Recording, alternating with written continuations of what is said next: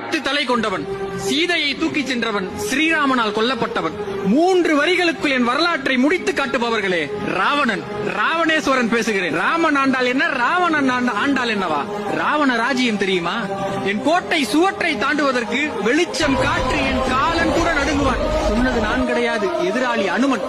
என்னுடைய நகரத்தை சுத்தம் செய்வது நான் வென்றெடுத்த தேவாதி தேவர்கள். ஆனால் பாவம் என்னுடைய மக்கள். அவர்களுக்கு கொண்டாட்டம் என்றால் தெரியாது. காரணம், உலகத்தில் கவலை என்று ஒன்று இருப்பது தெரிந்தால் தானே கொண்டாட்டத்தை உணர முடியும். இசையையும் பாடலையும் மட்டுமே கேட்டு கேட்டு பழகிய காது என் மக்களுடைய காது. ஒரு நாளும் அழுகையும் புலம்பலும் அவர்களுக்கு என்னவென்றே தெரியாது. யார் என்ன சொல்வது? எனக்கே தெரியும் என்னுடைய சாவிற்கு காரணம் நான் செய்த தவறு. யாராவது சொல்ல முடியுமா என்னுடைய கோபமும் தவறு? வரலாறு முழுக்க வீழ்த்தப்பட்டால் அவன் வீரன் கிடையாது, அப்படித்தானே? இனி 3 உலகத்திலும் என்னால் வெல்லப்படுவதற்கு எவனுமே கிடையாது என்று 20 கைகளையும் சும்மா வைத்திருப்பது எப்பேற்பட்ட கொடுமை. ஒட்டுமொத்த காப்பியமும் ராவணனை அரக்கனாக பார்த்தது, ஆனால் ராமனை நாயகனாக பார்த்தது, கடவுளாக பார்த்தது.